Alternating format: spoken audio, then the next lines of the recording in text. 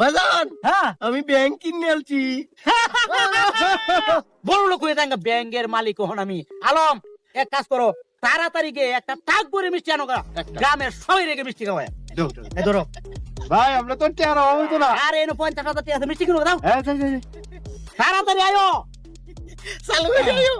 বড় লোক ভাই, কই? ও ভাই, হ্যাঁ, একটা মিষ্টি অর্ডার দিছে, আইতাছে। খুব ভালো কাম হতো। আচ্ছা বাদাম, কোন ব্যাংকে তো? ইসলামিক না ডাচ বাংলা না সোনালী, কোনটা? বাজান পাওয়ার ব্যাংক কিনছি। যাই তো।